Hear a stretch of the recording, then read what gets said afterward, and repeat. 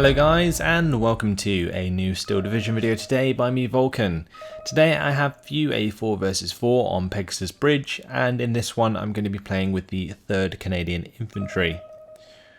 Today on my team I have Tiny Rick, Genjeft and Eugen, who are using the 4th Armoured, 101st Airborne and 2nd Armoured French Divisions, and on the opposing side we have Lennart, Urmen, Paradox Obscurus and Nexus, who are using the 91st Luftlandr, 12th SS Panzer, 352nd Infantry and the 9th Panzer respectively. So this was, as usual, a game that was played live on stream, and today I'm going to be showing you the replay. If you are a patron and you'd like to check out the VOD, it will now be live on Patreon, so go check that out. But yeah, either way, it's just going to be a matter of taking this choke point today, and with the 3rd Canadian Infantry. So I was assigned the mid-right of the map, and this suits the 3rd Canadian pretty well. You have things like the Stormtroopers, the Stormtrooper Flamethrower combo that's pretty damn strong, and you also have a reasonable amount of rifles in order to push through these sort of tree line areas. You further to that have 6-pounders to support, things like rams for close-up armoured engagements. It works quite well. You just got to make sure that you can either break through here early on, or you kind of get stuck and you have to work around either side. You can then help the player on your right, or you can try and push through the middle. Really depends. But today what I'm going to be doing for the middle of the map is just putting, quite simply, a unit of rifles and a unit of recon there. And that's going to just cover the centre of the map for me.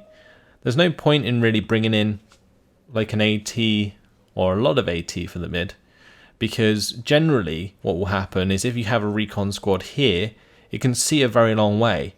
Therefore you have a lot of notice for if a large armoured push is coming, and then seeing that you can afford yourself those AT guns later on. Definitely a better way to do things than over investing in AT initially and never using it throughout the entire game. Because often, you know, players don't even try and push through the centre, and you can play around that quite a lot. So just a unit of rifles there to provide the presence and keep the front line forwards, plus a recon squad to provide the information for if I need an AT gun or not. Then on the right side, it's just going to be simply pushing the Stormtroopers and Flamethrowers through here, and support that with command infantry. I've also chosen to bring in a 25-pounder at the start of the game because I thought it would be useful in order to support my infantry pushing forwards and also provide smoke where I needed it throughout the game. You can see a communication there between my team as I pinged that I'm just going to put rifles and recon there, when Genjeft was a little bit worried that there was going to be a gap based on his own deployment. So we should be underway shortly. It was a pretty damn long deployment in this game. And off we go. So yeah, quite simply here you can see the Bedford with the Stormtroopers. The ones with 2 stars are Stormtroopers. The ones with 1 star are the Rifles. Then you have the Recon there, which Sniper Scouts are very, very good. And you can get them as a 3rd Canadian. They are like sniper squads. Then you have the Command Carrier with the Command Infantry. I've also got a Vickers HMG, just because in certain distances they can be very good. Like the Vickers HMG in this building, for example, can work very well for cutting down infantry breaking through these tree lines near the road. So as long as you can get the Vickers HMG in range, it pretty much just fires forever without running out of ammunition. So yeah, Vickers HMGs, if used at the right range, can be very effective, but often I neglect them due to their range being shorter than an MG42 or 34, for example. But here comes the Stormtrooper Flamethrower combination with a command nearby. Both of those are 3-star veterans, which is really, really good, really potent combo. Generally what will happen with this combination is the Stormtroopers and Flamethrowers won't necessarily make a unit surrender or pin them down, they just kill them off. Quite simply, because the Stormtroopers have their grenades, the Flamethrowers do a lot of damage anyway with their HE for such a small squad.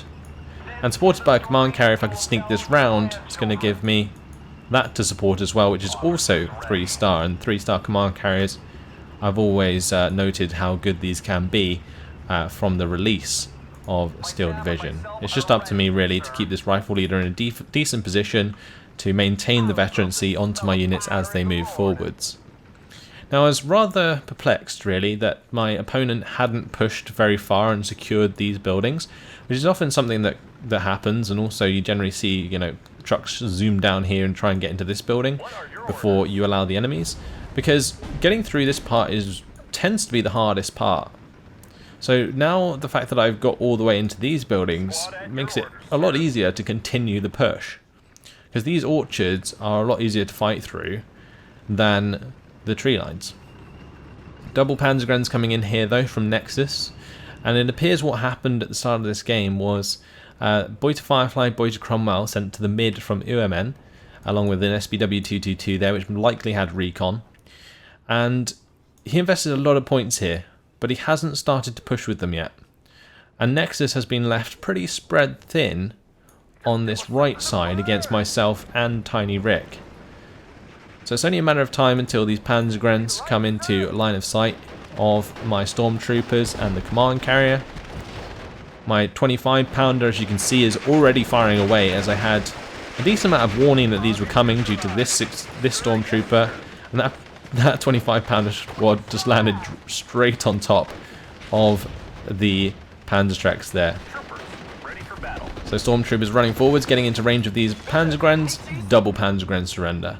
Lovely stuff, and opens up a nice big salient on my side of things. So as you can see, I've concentrated a lot of my forces here. I have one AT gun here, a couple units around here, just the universal carrier just sitting there, just again to hold the front line forwards. But yeah, nothing really in terms of substance over here. Whereas on the opposing side, this is a lot of points. 200 points for the Firefly, 100 points for the Cromwell. That's 300 of the 500 starting points doing absolutely nothing right now. So not ideal from UMN. What would be a good idea is probably using the recon to spot the rifles here and then push on through. And without those rifles, you can see the front line collapse a little bit. The 6-pounder might reveal itself shooting at the 222, then you can use Boy to Cromwell to engage it from 1,200 meter range. That's the sort of thing he would want to be doing in the middle of the map at this moment in time. But anyway, my scouts here have arrived, and they are going to be assisting me in spotting enemy units to fire at. Pack 38 has been spotted. That's going to be the target of my 25-pounder very shortly. And I've brought up some sniper scouts to support Genjeft here, who had a hard time on the right side of the town against the 91st Luftlander early on.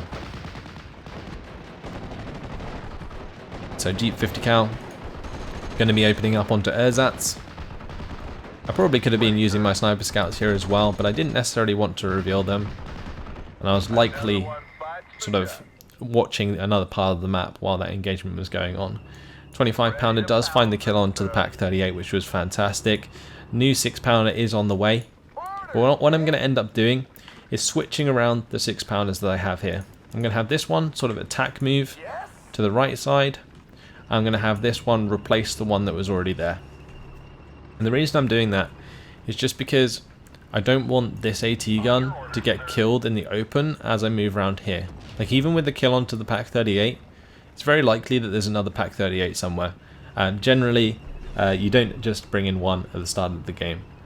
So it's likely that UMN actually had more than one, and therefore keeping them on the ground and not in a vehicle will mean that they don't get killed off. Speed troop there now being hit by the 25-pounder. My units are sort of moving up here and there. We've got the stormtroopers being microed up through this orchard, and we have my Vickers HMG moving over to that side of things as well. Further to that, I do have another unit of rifles coming up to secure or help secure things for Genjeft. And I have a Wasp rolling up to help engage with infantry, because another good thing that you can do with the 3rd Canadian, one thing that I really like doing is like a Wasp plus rifles push. So if you charge forwards with the rifles first and you come across things like Panzergrenz, you can roll the Wasp into the 260 meter range and take those out. And the great thing about the Wasp being 260 meter range is it's 10 meters longer than a Panzerschreck, so you don't even have to worry about that. Now, as you can see, my stormtroopers here were being mortared by Urmen, and that's because there is a spear troop squad here that was spotting them as they were running through the orchard. So I didn't see that coming, and as soon as I run into the tree line, I sort of walk into an ambush, I guess. Panzergrenadier and the Panzergrenadier is going to be opening up, end up actually pinning down the stormtroopers. Stormtroopers did manage to release their grenade though, and that's going to kill off the command squad. Pack 38 still alive, however. 6-pounder does find a shot onto the Befehl Panzer II, which was very nice. That was brought up to reinforce. And yeah, as you can see, there's not actually too much defending for Urmen, but I don't have too much that I can push with either, because I only have this universal carrier. The command carrier's got transmission damage. Things, you know, I don't have enough stuff really to push forwards, and of course I've still got the 259 to deal with as well, which I can see there. So my sniper scouts, they're going to be pinning down these Panzergrenz as they try and move forwards, but I don't of course want my snipers to be killed by the 259. However, a very lucky mortar shot comes in. Goodbye to the sniper scouts, 1 shot 1 kill. It's not often you see that happen.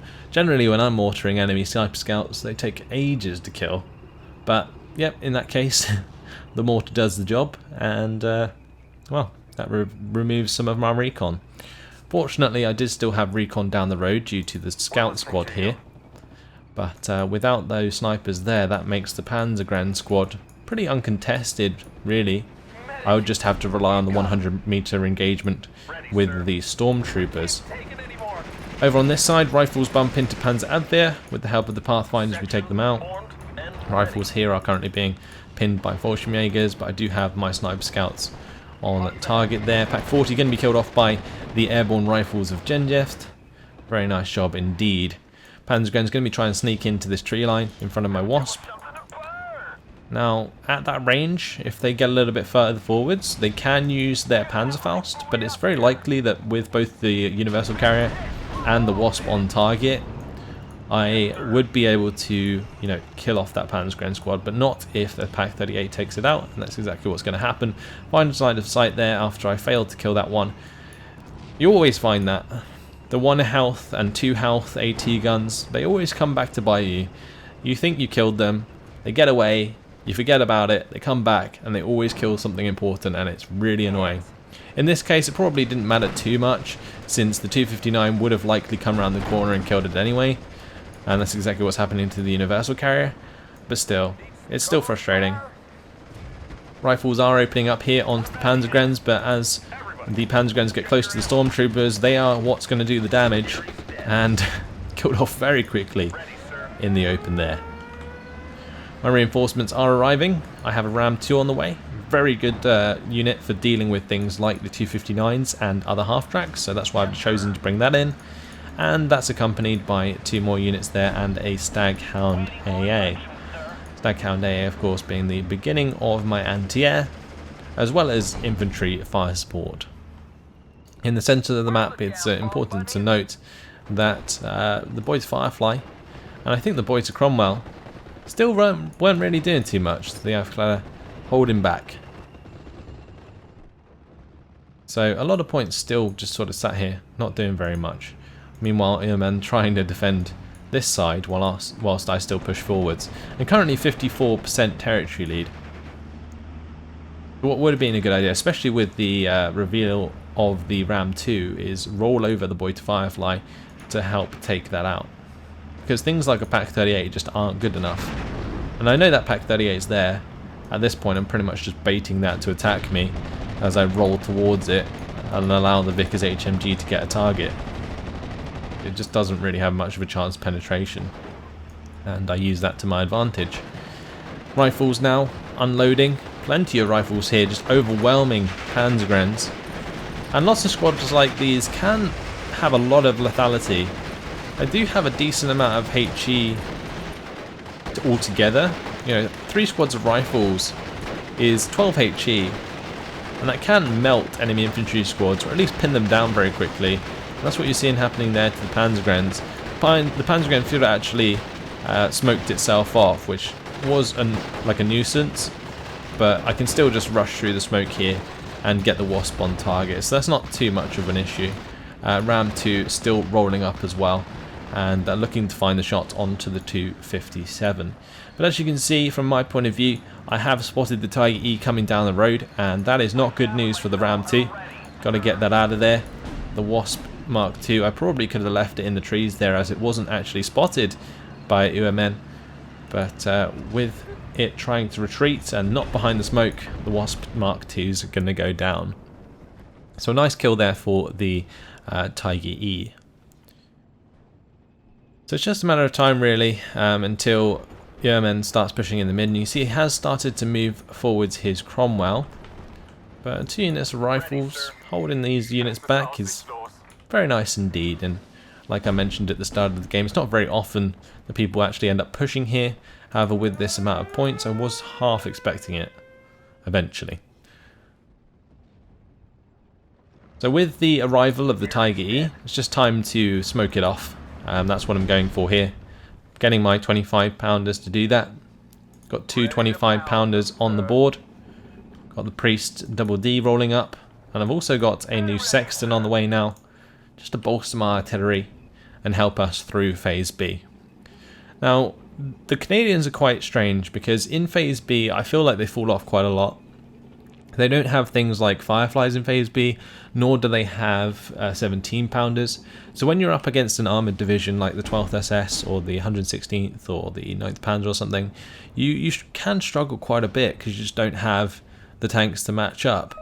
Now, actually, the 9th Panzer probably wouldn't be so much of an issue because they tend to use Panzer IVs and the Ram 2s can deal with those. But when it comes to Tiger E's and Panthers, there's just nothing to deal with them. Like I said, there's no 17 pounders, so you have nothing to penetrate 12 armor or more, and that's an issue. Unless, of course, you get really close with the 6 pounders, but that's just not really practical in gaming terms. So anyway, rifles here are now engaging the Panzer Grenadiers. We do see the mortar come down onto my 6 pounder on the left side. That's now dead, and my Priest is not going to make the wrong turn there, reverse its way up behind this tree line, avoid getting killed by the Tiger E as the smoke dissipates. What I was hoping though was that maybe UMN would like push through the smoke and then I might be able to find the shot with the 6 pounder. So I was looking for the side shot here, since the Tiger did have the side shot to, or have its side armor to the 6 pounder. And I'm just going to micro that back as soon as possible afterwards. So this Staghound AA, that's going to be helpful in pinning the Pioneers here. But with another smoke blob dissipating, falls into line of sight of the Tiger, gets itself killed. I wasn't quite aware that was in line of sight because it's very sort of odd there, but I probably should have checked that before the smoke disappeared. I do lose a Staghound AA for free. Panzerwerfer now on the field as well. And that Panzerwerfer for Airmen was actually a really nice choice at this point, because the main thing that threatens things like Tigers and Panthers is AT guns. Also the Fireflies as well. But Panzerwerfers are really good at killing off 6 pounders and 17 pounders if they can find a rocket or 2 on target. Right now what I'm doing anyway is just continuing with the artillery onto the Tiger E, trying to panic it a little bit, allow my rifles to get away and my Ram 2 to stay safe, because this Ram 2 can't really do too much at this point. Maybe he can get really close to it and find a kill, but otherwise he's in a pretty sticky spot. Can't really move to the left because there's a Firefly here, can't move to the right because there's a Tiger, so he's just stuck behind that tree line waiting for the inevitability of his death, really, more than anything. Just rolling back the Ram 2 there a little bit to make sure that this Firefly doesn't find line of sight, and I'm smoking off the Tiger on the right side to help my reinforcements get into position. So eventually what ends up happening is Urmen advances with his half-track and the Panzergrenz here. They find my rifles. Rifles, of course, going to surrender against this many units without any command there, and that's exactly what happens. A little bit of a salient forming here, but fortunately another rifle squad to back that up. 55% territory lead, 56% for our team. 6-pounder now engaging the APC over here, the half-track. Ram 2 also doing the same with the Tiger smoked. There is a potential that the Tiger comes through here, but if it does, then I would have had 2 line of sights onto that with the 6-pounder and the Ram 2, which is fine. However, with the smoke now dissipating again, it's time to get the Ram 2 out of line of sight, and just in time I managed to make that play, so that's good. Rifles, however, not enjoying themselves so much as they get hammered in the open. And it's pretty much just a waiting game now until Phase C, where I have access to things like the Fireflies. And then I can start to challenge some of the heavy armor that UMN is throwing at me. In the meantime, however, it's just going to be a Mosquito brought in, and that's going to be 10 HE power bombs. Has a really good chance to kill off open top vehicles, so that's what I'm going to be going for. Also dropping this payload onto the Panzer Grenadiers in the tree line there. So we're very close to a +2, and it would be good to get to a +2 to secure our victory. 800 points in the lead currently. Double B-26B Marauder from Tiny Rick's doing quite a nice job on my side of things. And since Tiny Rick's made a lot of ground on his side, he's doing very well himself. Focke-Wulf 190 A8's going to be going for the kill onto the B-26B Marauder there. Probably could have had my Mosquito try and get onto the back of these Focke-Wulfs. But as those planes fly over the AA, seems as though Tiny Rick did manage to save at least one of them. My Mosquito going down to the ME-109 G6R6. And it looks like the P-38 is soon to follow as well. So not the best air engagement, but that's not particularly what I'm worried about at the moment. The main reason I think I bought a Firefly in Phase B was just because I didn't really have much else to spend it on at this point. I could have invested in more rifles, but it probably would have been a waste. And there wasn't really much else that I could have bought other than the double sextons. And these sextons are always really useful because they have their high veterancy, which gives them great rate of fire, and you can see me using that there on the tree line. Also going to be starting to bombard this infantry as it comes in to reinforce. Now here it looks like the 257 and the Opel Blitz munition were actually mismicroed, so the mortar is getting out of there, but the Opel Blitz munition is still in a pretty dodgy position. So what I'm going to do with the Ram 2 is actually shoot that in order to make it blow up and do some extra damage to these Panzergrens, which was rather amusing. Meanwhile, I'm also just going to continue hitting this area with the sextons and everything I got. You can see all of the different targets. One thing to note with artillery is try and always control group it. So if you don't know about control groups in Steel Division, basically what you can do is you can select a unit like this rifle squad, for example. You can press Control 1, and then in the future, if you press 1, you will select that squad or any squads that you had selected when you initially pressed Control 1. And that's really useful, especially for artillery, because if, for example, you're concentrating with a viewport like this, then your artillery is not in line of sight and you have to keep scrolling back to select your artillery and move forwards again. Ideally, you just want to be pressing your control group keys, and then you can select your artillery and give them targets exactly where you want them as soon as possible, which is a pretty nice thing to be able to do. Now currently my priest here is killing off the Panzergrens and Pioneers, so that's good. Nexus blobbing up a few units there, probably by accident more than anything. Just had them all unload at the same position as reinforcements. Not doing him too many favours though, as the priest can just hit them all at the same time with his 15 HE. Pack 40 does reveal itself here, but as soon as it does, you see 25-pounder shells coming down. And yeah, just look at all of the different targets that I have for all of these artillery pieces at the moment. One shot's going for the infantry on the left side, one's going for these half tracks, one's going for the Pack 40, and one's going for the infantry on the right side. And making sure that you micro your artillery effectively is, well, basically just improves your chance of winning. Priest does end up going down here. I think it fell into line of sight of the Tiger briefly, and that wasn't very helpful.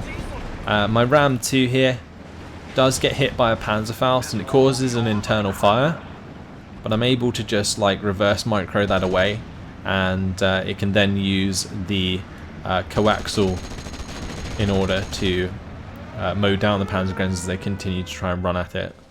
So that's fine. Right, now we're in phase C anyway, so I have access to 17 pounders, and I want to find the 17 pounder line of sight onto the Tiger E. So that's what I'm going to be trying to do with that. 17 pounder in the mid, going to be going for the engagement with the Beuter Firefly. However, the Beuter Firefly can't fire back because the Beuter version does not have HE rounds. So this 17 pounder has all day long in order to get the kill. Going to take 2 shots there, going to be a third very shortly. Mosquito is flying about, goes for the engagement onto the Focke-Wulf 190G1. That's going to be just about missing the bomb onto my 17 pounder, which was lucky. And here we go, that's like 4 shots for the 17 pounder now. Starts to make the Beuter Firefly fall back, gets the track kill there. Ram does find line of sight onto the Tiger E. Does not want that, however, as the Tiger E takes out my Ram 2, and eventually the 17 pounder takes out the Beuter Firefly. So we trade a couple kills there, which was nice. Previously also in the centre, one thing that I didn't mention was that the Beuter Cromwell and the 222 got killed off by one of Genjeff's M3 guns, which was really, really well played by Genjeff to get those kills in there, and me finishing off the Beuter Firefly in the centre gets rid of the majority of the armour there for the rest of the game. So we've still got the Tiger E to deal with, and my 17 pounders sneaking up into position. I was really hoping that this would work. There's a lot on the line here. Crusader AAs have been brought up as reinforcements. You can see I've actually dropped some smoke here just to allow them to get round that bend without being shot at. Currently what's happening though is this Tiger's engaging the infantry there and killing it off. My 6 pounders finding line of sight onto the 232, and I hit the ammo storage, which is really nice. Going to be able to continue that engagement for a little bit, which was really good. Focke-Wulf 190 going to be coming in to bomb out my 17 pounder. However, he's not going to get away with that one, as my Crusader AA Mark II shoot him down. Nice stuff indeed. So my artillery is still firing, as you can see, constantly microing this throughout the game. Bedford supplies are all out of ammunition, and you can see that's just how much I have been engaging with those throughout the game. 17 pounder goes for the shot onto the Tiger E, however that does allow all of the MGs from the Panzergrenadiers, the half-tracks and the Tiger E itself to get on target and kill off the 17 pounder itself, which was not great whatsoever. Crusader AA is going to be rolling up here. That's going to be hammering the Panzergrenadiers, do as much damage as I can there as they approach the flamethrowers. Now flamethrowers defending buildings like this is actually pretty damn nice, because if a Panzergrenadier moves into the 100 meter range, it's often that if they're low on health, the flamethrowers will just straight up win that fight. Now the Tiger E there, rather than shooting at my Crusader AA, is shooting at the M3 half-track. Tiny Rick also trying to pin that down with his B26, which is nice. But here we have my Firefly rolling up, finds the shot onto the Tiger E, and 1 shot 1 kill. 2-star Firefly, 6 accuracy, very nice indeed. Now all the way at the back here, my Spitfire did end up shooting down a ME-109. You saw that kill pop up on the side there. That was just that Spitfire in the back line that I had sort of behind their air spawn. Worked out really well in the end. Crusader AA Mark II took out the Panzergrenadiers there, as you saw. But yeah, this Spitfire, I originally brought it in to support my Mosquito and then forgot about it, which was quite interesting when it ended up getting me the kill. But there we have it. The SBW-232 going to be going down there as well, and this has opened up the map quite a lot, because without the Tiger E holding me back now, I can maybe think about making a larger push. And this is exactly what you're waiting for as the Canadians in Phase C. You have access now to your bigger tanks, to your 17 pounders, and that's what you're going to be using to win the game from here on in.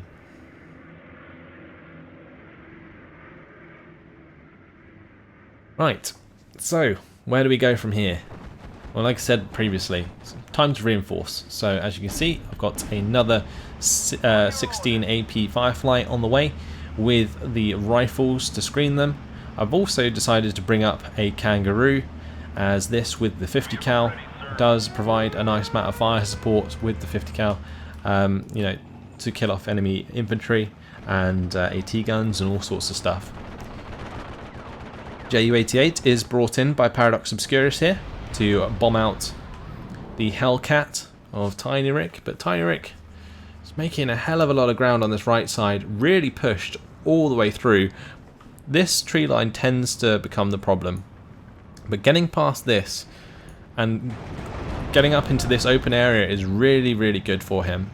With this Tiger E coming around the corner, he can engage it at close range with an M4A176 and the M4A1, and that's going to be an easy win. Panzer IV-J was actually forced to fall back earlier on. Really, really nice kills there from Tiny Rick, and playing very, very well indeed. But now we have the problem of a Befehl Panther arriving. Now I don't want that Befehl Panther to kill off any of my rifles, so I'm just going to be unloading them early. This Focke-Wulf on 90 really scared me. I thought it was going to bomb all of that infantry while it was really close together, which would have definitely been a good idea. But here we have double Firefly moving on to the engagement with the Fat Panther, and this is exactly what you want to do. First shot from the Firefly gets the shooter wounded. Second shot, gonna find the kill. Lovely stuff. So yeah, double teaming Fireflies is always the way you want to do it. Focke-Wulf 190 there, gonna get taken down by the 50 cals of Tiny Rick though. Back to what I was saying, Panthers 2v1 them with Fireflies. Like, I think it's always worth saving up for a second Firefly before you ever decide to engage something like a Befehl Panther. Just because trading a Firefly, one Firefly for a Panther is like 70 points in your favour. So if you can do that, that's fantastic. But anyway, the Kangaroo now rolling forwards with its rifles still inside. The Firefly going to be supporting that little push, and it's just a matter of making a little bit more ground here now. 63% territory lead. Genjeff did manage to eventually break through in the town, and on the left side Eugen's doing a great job as well. In the middle of the map things are relatively, you know, quiet. there's nothing here anymore. It's quite simply Ermen just holding a Panzergren squad in this location, which is actually you know, a nice idea. He didn't overinvest with AT in the mid either, and that's definitely something that a lot of people do. Of course, he did make the mistake of buying in both the Boys to Cromwell and Firefly at the start, and then didn't use them to push. But otherwise, you know, not overinvesting in AA after those units went, or AT, sorry, after those units went down is good, because you can see I haven't even decided to push through the mid. I'm just pushing on this mid right side with Tiny Rick. So Panzerwerfer coming down there. My Fireflies are still alive. Tiny Rick's rolled up with his Hellpack, and there is a new Befehl Panther on the horizon. Going to be up to Tiny Rick to just engage that with as many tanks as he can as quickly as possible and try and make it get pinned down. Firefly going to be rolling up. However, did back off from the engagement with the Panzergrens. Those Panzergrens probably could have ended up ambushing my Fireflies if I wasn't too careful. Crusader AA nearly died because of that. But Befehl Panther there just getting overwhelmed by the fire support of the M18 Hellcats, and the side shot eventually going to do the job as that Panther begins to fall back. So the double Firefly still rolling forwards, this time however with the support of Tiny Rick, and things going very well indeed. Plus 3%, or plus 3 conquest points now with the 65% territory lead. More rifles coming up to secure the ground. Going to be spotting the Spidthroop in the process, and we're also going to be finding ourselves the SPW-232. So this is why infantry is so important with things like your tanks here, because they will spot ambushes like this for you. I just simply ran these rifles to the left side to check for Panzergrens more than anything. But spotting that 232 stops it from like randomly side-shotting my Firefly as it comes into line of sight. So that was a nice saviour there, and allows the Fireflies to just move up, turn their front armour and get the kill safely. So that worked out very nicely. Kangaroo ends up going to the centre of the map and breaking through here with the help of the rifle squad within them. Another Panther G there, going to be engaged by multiple Hellcats. JU-88 going to be dropping the two 1,000 kilogram bombs. Not going to be finding the kills though this time around. But one thing that has happened is a Pak-43 has arrived, and that is not good news for my Fireflies. One shot full back onto this Firefly with the track wheel destroyed.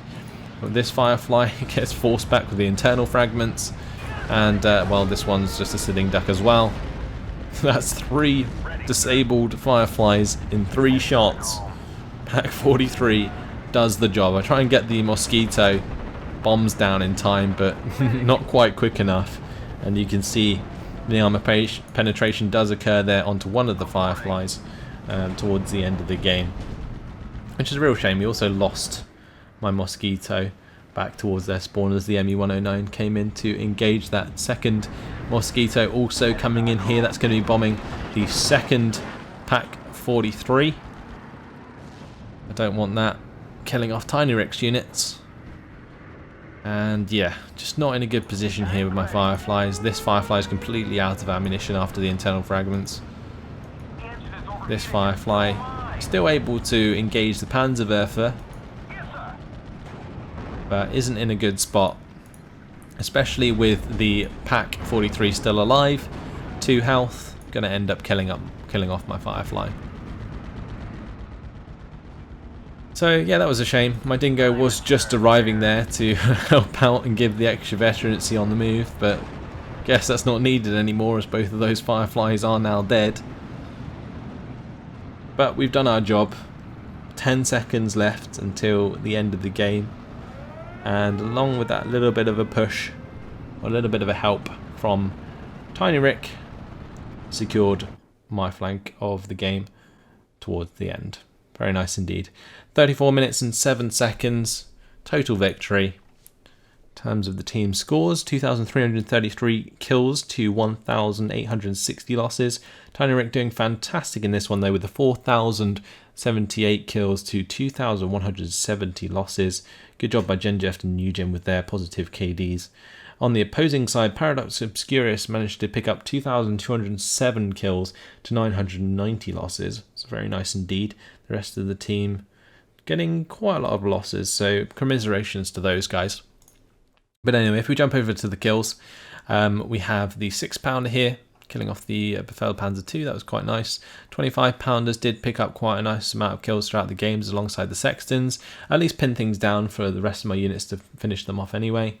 17-pounder did take out the Boyd's Firefly in the mid, paid itself off, which is enough before it got bombed out by the Focke-Wulf 190. And the 555C here came in and took out the Tiger E, so again paid itself off before it died, and this one did as well, so that's good. This last Firefly only killing a half track, but yeah, if those Fireflies hadn't died at the end there, my KD would have been significantly better, so that's a bit of a shame, but there you have it. That's going to be it for today. Pretty fun game. Hopefully you guys enjoyed it. Thanks for watching, and I'll see you in the next video. Goodbye.